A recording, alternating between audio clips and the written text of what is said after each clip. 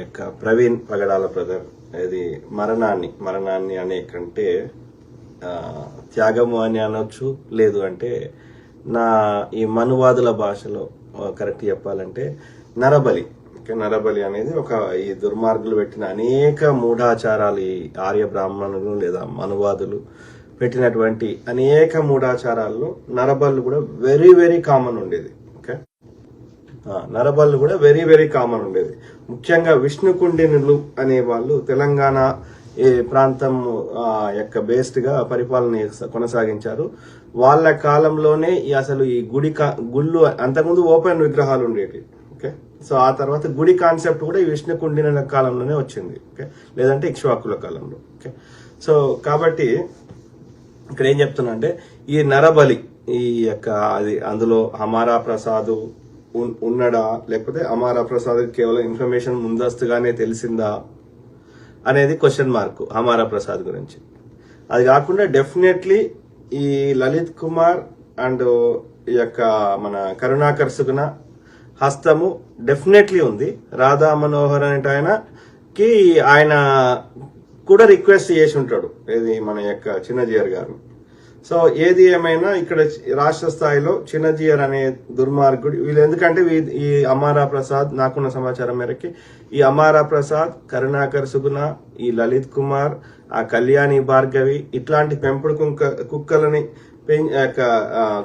కంటే ఇంకేదన్నా విద్వేష పురుగులని, ఓకే, వీళ్ళందరినీ పెంచి పోషిస్తుంది చిన్నజీయర్ గారు. ఓకే, జిఆర్ ట్రస్ట్ కింద 1000 కోట్ల ఆస్తులు ఎందుకుంటాయి సర్వసంగ పరిత్యాగి? సో 1000 కోట్ల భూములు ఎందుకుంటాయి అనేది ఆలోచించాలి. ఒక రమణ మహర్షి దగ్గర లేవు. ఒక లైఫ్ ఆఫ్ యోగి అని బుక్ రాసి క్రియాయోగాన్ని పరిచయం చేసినటువంటి బాబాజీ దగ్గర లేవు 1000 కోట్లు. ఓకే, వాళ్ళు సర్వసంగ పరిత్యాగులు. ఆ హిమాలయాల్లో ఆ యొక్క దాదాపు వస్త్రం ఎలాంటి, ఎందుకంటే వాళ్ళకు ఈ యొక్క బట్టలు కూడా ఈ ప్రకృతికి విరుద్ధం అన్నట్టు. అంటే దిగంబరులు, దిక్కులే అంబరంగా గలవారిని దిగంబరం అంటారు. అంటే ఇక శరీరం మీద ఏముండదు, ఎట్లా పుట్టినామో అట్లనే. ఓకే, సో అట్లా అంత ఏమంటారు, అంత పవిత్రమైన వాళ్ళు. కానీ చిన్నజీయర్ అనే దుర్మార్గుడు 1000 కోట్ల ఆస్తులు. వాళ్ళు చెప్పే ఏ మాటకి ఒక సైంటిఫిక్ టెంపర్ ఉండదు. ఒక ల్యాబ్ లో టెస్టులు చేయలేము, ఒక చారిత్రక ఆధారాన్ని చూపెట్టలేము.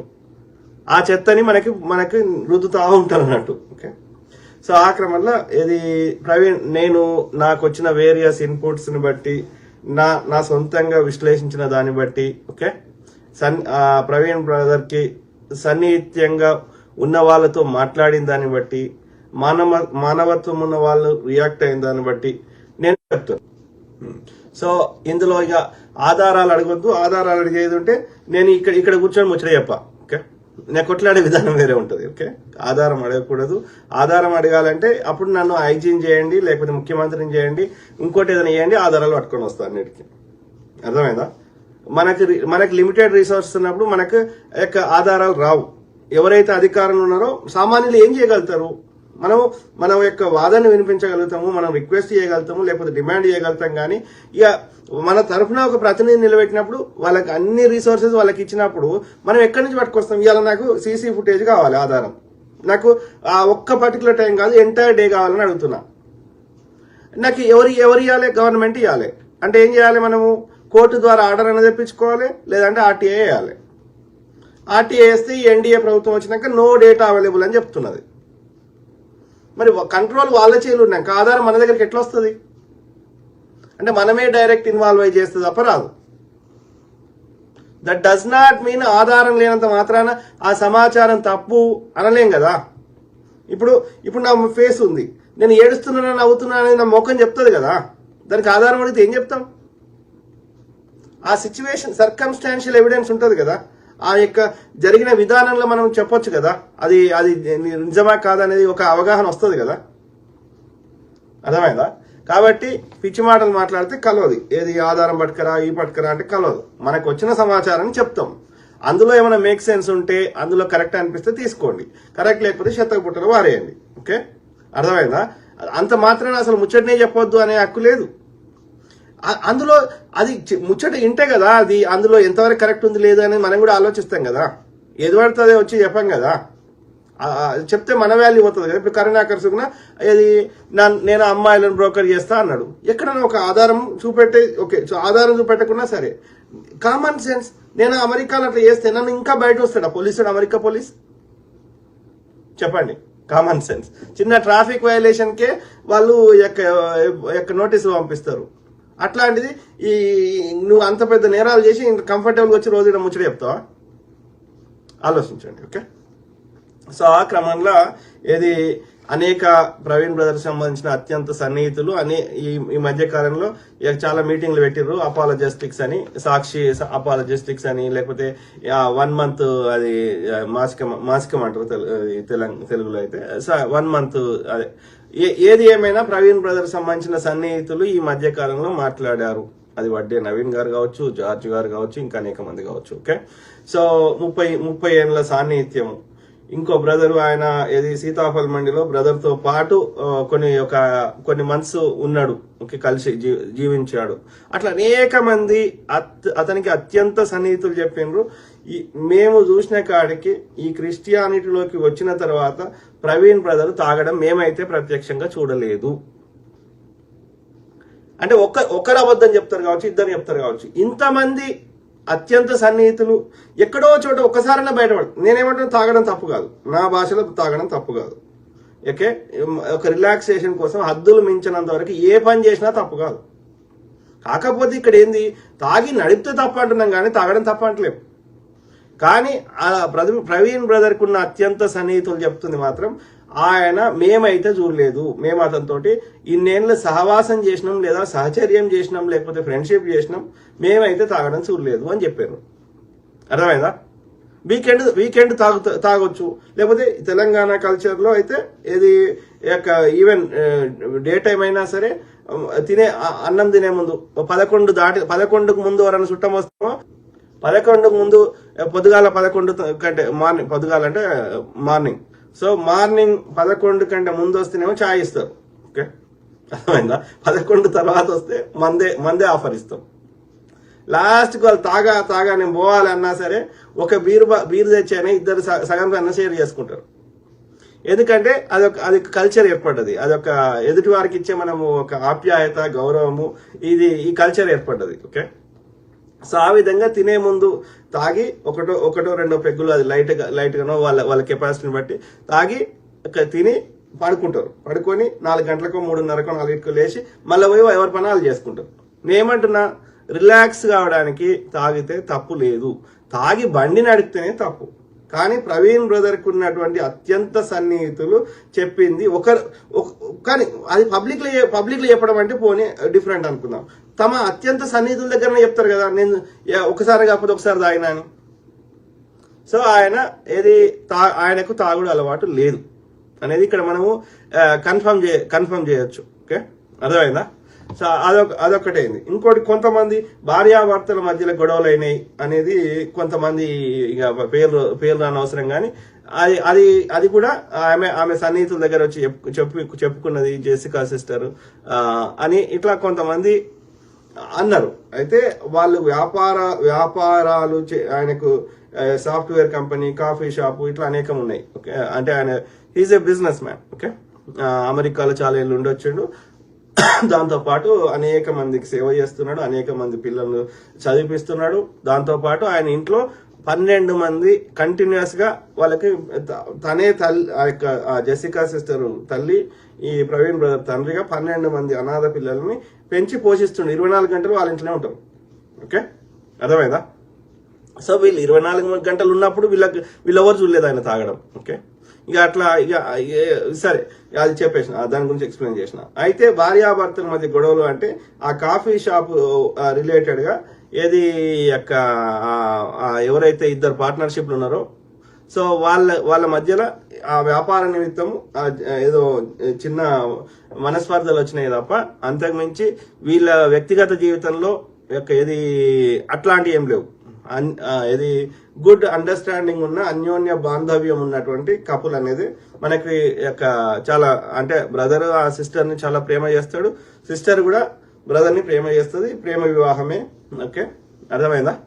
సో కాబట్టి ఆ బిజినెస్ రిలేటెడ్ గా ఏది మనస్పర్ధలు ఎవరి ఇంట్లోనే వస్తాయి, కానీ అది that has nothing to do with this incident. Okay, ఈ ఇన్సిడెంట్ కి అది సంబంధం లేదు. అర్థమైందా? ఇక తర్వాత పోస్ట్ మార్టం రిపోర్ట్స్ గురించి ఇక అందరు మాట్లాడినరు. ఇక అది మనం ఇప్పుడు అదేమైనా రియల్ అయితే మాట్లాడవచ్చు, పోస్ట్ మార్టం రిపోర్ట్లు నిజం అయితే మాట్లాడవచ్చు. నిజంగా దాని గురించి ఏం మాట్లాడతాం, ఫేక్ దాని గురించి ఏం మాట్లాడతాం. సో కాబట్టి నేను పోస్ట్ మార్టం రిపోర్ట్ లోపలికి పోతలేను. ఓకే, ఆ తర్వాత ఇది ఒక వేరే సోర్స్ నుంచి, నా రెగ్యులర్ సోర్స్ కాకుండా వేరే సోర్స్ నుంచి వచ్చిన వరకు ఫిబ్రవరి ఎండింగ్ 26, 27, 28 నుంచి మార్చి 4 మధ్యలో 9 లక్షల అంటే 9.5 లక్షల కోట్ల ఏదో స్కామ్ అయింది. ఈ బీజేపీ వాళ్ళు లేకపోతే వీళ్ళందరూ ఆ 9.5 లక్షల కోట్లు పంచుకున్నారు. ఈ సంఘ్ పరివార్ వారు, వీళ్ళు మఠాధిపతులు దీని నుంచి దృష్టి మరల్చే ప్రయత్నంలో కూడా జరగొచ్చేమో అని ఒక అడ్వకేట్ గారు చెప్పారు. ఎంతవరకు నిజమో నాకు తెలియదు. సో ముచ్చట మీ ముందు ఎందుకు పెడుతున్నా అంటే మీరు ఏమన్నా దాని మీద ఇన్పుట్ ఇస్తారేమో అని. ఓకే, నా దగ్గర ఆధారం లేదు. ఓకే, నాకు వచ్చిన ఇన్ఫర్మేషన్ చెప్తున్నా అంతవరకు. సో అది కాకుండా మెయిన్ చెప్తా, నాకు వేరియస్ సోర్స్ నుంచి వచ్చిన ఇన్ఫర్మేషన్ షేర్, వేరియస్ కాదు ఒకటే సోర్స్ నుంచి వచ్చిన ఇన్ఫర్మేషన్ షేర్ చేస్తా. అది ఎంతవరకు కరెక్ట్ ఉంది, ఎంతవరకు తప్పు ఉంది అని నాకు కరెక్ట్ అనిపిస్తేనే చెప్తున్నా. ఓకే, అందులో నేను నమ్ముతున్నా అందులో అట్లీస్ట్ ఒక 70% అనే కరెక్ట్ ఉండి ఉంటుంది. ఎందుకంటే నాకు చెప్పిన వ్యక్తి ఎవరైతే ఉన్నారో ఆయన కరెక్ట్ సోర్స్, ఆయన కరెక్ట్ చెప్తుండా లేదో తెలియదు మనకి కదా. కాబట్టి నాకు తెలియదు, కానీ ఆ వే ఆఫ్ ఎక్స్ప్లెయినింగ్, ఆ వే ఆఫ్ సీక్వెన్స్ ఆఫ్ అంత పర్టికులర్ డీటెయిల్స్ చెప్తున్నప్పుడు అది నిజం అనిపిస్తుంది నాకు. సో దాన్ని మీ ముందు ఉంచుతా. అందులో మేక్ సెన్స్ ఉంటే అది తీసుకోండి. ఆ ఇన్ఫర్మేషన్ ఆధారంగా మీరు కూడా ఆలోచించండి. మీకు కూడా వేరియస్ ఇన్పుట్స్ వస్తుంది, అది కూడా షేర్ చేయండి. దాన్ని బట్టి నెక్స్ట్ ఎట్లా కొట్లాడాలి, ఏం చేయాలి, ఇంకొకరు ఇట్లా బలి కాకుండా ఎట్లా ఉండాలి, ప్లస్ ఇందులో ఏమైనా న్యాయం దొరికే అవకాశం ఉందా అని పరిశీలించవచ్చు. కాబట్టి మీ ముందు ఇన్ఫర్మేషన్ పెడుతున్నా. Okay, that does not mean నా దగ్గర ఆధారం ఉన్నట్టు కాదు. ఓకే, అర్థమైందా? ఆధారం ఉంటే, ఆధారం కావాలంటే నన్ను ఐజీని చేయండి, ముఖ్యమంత్రిని చేయండి. ఓకే, నేను ఆధారాలు తీసుకొస్తా. సింపుల్. ఆ క్రమంలో ఆ డీటెయిల్స్ చెప్పే కంటే ముందు నేను ఈ కేసులో ఏం జరగాలి, అంటే ఏం జరిగితే ప్రవీణ్ బ్రదర్ యొక్క ఆత్మ శాంతిస్తుంది, అతని త్యాగానికి ఒక అర్థం ఉంటుంది అనేది నాకు అర్థమైంది. నేను చెప్తున్నా, నేను రాసుకున్నా. సో నాకు సొంతంగా వచ్చిన ఆలోచనలే. ఓకే, నేను ఇందులో ఎవరిని కాపీ కొట్టలే. సో ఒకటి ఏంటంటే ప్రవీణ్ బ్రదర్ కి యొక్క ఈ కేసులో న్యాయం దొరకాలి. ఎందుకు దొరకాలంటే ఇట్లాంటి అది ఊరికే అతని యొక్క మరణము, ఆ యొక్క ఎవరిని వాడితే వాళ్ళని చంపే హక్కు ఎవడిచ్చిండు? Yes, if you are differing with ideology we fight in a democratic way. Okay, ప్రజాస్వామిక పద్ధతిలో మనం పోరాటం చేస్తాం. ఓకే, నా ఐడియా ఇప్పుడు నేను 10 ఏళ్ల నుంచి ముచ్చడి చెప్తున్నా, అంతే తప్ప పోయి అన్ని చంపు ఇన్ని చంపు చేస్తలేం కదా. ఎస్, నేను చెప్పింది నచ్చకపోతే నువ్వు చెప్పుకో, కన్విన్స్ ద పీపుల్. నువ్వు చెప్పిన దానిలో న్యాయం ఉంది, కరెక్ట్ అనిపిస్తే నీకు మద్దతు ఇస్తారు, లేదు నేను చెప్పింది కరెక్ట్ అనిపిస్తే నాకు మద్దతు ఇస్తారు. అంతవరకే కానీ చంపుకోవాల్సిన అవసరం ఏమొచ్చింది? ఇప్పుడు ఆ పాస్టర్ ఎవరైనా, ఏ పాస్టర్ అయినా, ఈ ప్రవీణ్ బ్రదర్ కాదు, ఏ పాస్టర్ అయినా ఆయనకు బైబిల్ నచ్చింది, బైబిల్లో ఉన్న విషయాలు నచ్చినాయి, లేకపోతే యేసుక్రీస్తు ప్రభు చెప్పింది నచ్చింది అనుకో, ఆయన చెప్పుకుంటున్నాడు. ఆయన చెప్పింది నీకు మేక్ సెన్స్ లేకపోతే కరుణాకర్ సుగ్న గారు కానీ, లేకపోతే లలిత కుమార్ గారు కానీ, హమారా ప్రసాద్ గారు కానీ, లేకపోతే ఈ యొక్క చిన్నజీఆర్ స్వామి గారు కానీ, ఇంకెవరన్నా కానీ మీరు చెప్పుకోండి. మా సనాతన ధర్మమే కరెక్టు, మా బ్రాహ్మణిజమే కరెక్టు, మా వర్ణ వ్యవస్థనే కరెక్టు, మా ఆవు పెండ చాలా అందులో పోషకాలు ఉన్నాయి, క్యాన్సర్లు తగ్గిస్తాయి, ఇంకోటి తగ్గిస్తే చెప్పుకోండి. సింపుల్. సో ఆ క్రమంలో నేను కోరుకుంటుంది ఏంటంటే వీ నీడ్ జస్టిస్, అంటే న్యాయం జరగాలి. న్యాయం జరగాలంటే దోషులకు శిక్షలు పడాలి. అర్థమైందా? నిష్పక్షపాతమైన విచారణ జరగాలి, దోషులకు శిక్షలు పడాలి. అది మన మొదటి చర్య తీసుకో, అది మొదటి డిమాండ్ లేదా చర్య. ఓకే, అది కాకుండా అది స్లో ప్రాసెస్. ఈ బీజేపీ అధికారం ఉన్నంతసేపు అది ఎంతవరకు న్యాయం సక్సెస్ అవుతాం అనేది అది ఒక పెద్ద క్వశ్చన్ మార్క్. ఎందుకంటే దానికి సంబంధించిన ఆధారాలు ఏదున్నా సరే పోలీసుల ద్వారా వాళ్ళు ఏది లేకుండా చేసేసారు. అది సీసీటీవీ ఫుటేజ్లు కావచ్చు, లేదు అంటే ప్రవీణ్ ఇది యాక్సిడెంట్ అని కన్ఫర్మ్ చేసిండ్రు. యాక్సిడెంట్ అనే దిశగా ఫస్ట్ నుంచి ఉన్నాక ప్రవీణ్ బ్రదర్ యొక్క ల్యాప్టాప్ కానీ, ఐప్యాడ్ కానీ, లేకపోతే ఎందుకు తీసుకోవాల్సిన అవసరం ఏమొచ్చింది? ఇప్పటి వరకు ప్రవీణ్ బ్రదర్ ఫోన్లు ఎక్కడున్నాయి? ఇంకా ఎందుకు రిటర్న్ కేసు క్లోజ్ చేసినాక, అది యాక్సిడెంట్ అని కన్ఫర్మ్ చేసినాక ఇంకా ఎందుకు ఇస్తలేరు? అవి ఎందుకు ఇస్తలేరు? పర్సనల్ బిలాంగింగ్స్ ప్రవీణ్ బ్రదర్ చేతికి 2 ఉంగరాలు ఉండే అంట, అవి ప్లాటినం. మరి అవి ఎక్కడికి పోయినాయి? ఆయన ఫోన్లు ఎక్కడికి పోయినాయి? ఇంకా ఆయన ఐప్యాడ్ ల్యాప్టాప్ ఇంకా ఎందుకు ఫ్యామిలీ మెంబర్స్కి ఇస్తలేరు? దానికి ఈ యాక్సిడెంట్కి ఏం సంబంధం? సో అంటే ఎక్కడ డేటా ఉన్నా మాయం చేయాలి, అర్థమైందా? సో అట్లా అది కాకుండా అన్ని ఎక్కడెక్కడైతే ఆ దొంగ ప్రవీణ్ పోయిన ప్లేస్ లో కానీ వ్యాపారాలు కానీ ఎక్కడున్నా సరే అసలు ప్రవీణ్ పోయినాయి కానీ అన్ని సీసీటీవీ ఫుటేజ్లు వాళ్ళ దగ్గర ఉన్న డేటా అంతా ఎందుకు తీసుకుపోయారు? నయారా పెట్రోల్ బంక్ దగ్గర ఉన్న 3 సీసీటీవీ ఫుటేజ్ల డేటాను ఎందుకు తీసుకుపోయారు? ఎవరైనా ఆర్టీఐ చేసి డేటా అడిగితే మాకు 15 రోజుల కంటే ముందు మా డేటా మా దగ్గర ఉండదని చెప్తున్నారు. ఎందుకు చేస్తున్నారు అంటే అందులో నిజాన్ని బయటకు రాకుండా చేయడమే కదా. ఎవరైనా కోర్టులకు కేసేస్తే ఆ దోషులకు శిక్షలు పడతాయనే కదా. అయినా సరే ఇక మరి ఎట్లా కొట్లాడాలనో ఏం చేయాలనో ఈ ఉట్టినే స్పీచ్లు ఇచ్చి హర్ష కుమార్ గారు, ఐఏఎస్ విజయ్ కుమార్ గారు, లేకపోతే కేఏ పాల్ గారు, ఇంకెవరైనా సరే స్పీచ్లు అతని అత్యంత సన్నిహితులైనా సరే స్పీచ్లు ఇస్తే సరిపోదు కదా. నేను గమనించింది ఈ ముగ్గురు ఐఏఎస్ విజయ్ కుమార్ గారైనా, కేఏ పాల్ గారైనా, హర్ష కుమార్ గారైనా వాళ్ళు రాజకీయంగా ఎదగాలని ప్రయత్నం చేస్తున్నారు. నేను తప్పు పడతలేను. కాకపోతే ఎవరి అంబిషన్స్ వాళ్ళకున్నాయి. యూట్యూబర్లు వాళ్ళ వ్యూస్ పెంచుకుంటున్నారు, ఇంకోరు చేస్తున్నారు. కానీ చేసుకోండి, నేను అందులో 1% తప్పు పడతలేను. కాకపోతే అట్లీస్ట్ మీ స్వలాభం పొందుతున్నప్పటికీ అసలు ఇన్సిడెంట్ కి కొంతన్నా మీరు ప్రయోజనకరంగా అది మన చర్యల రూపంలో ఉండాలి కదా.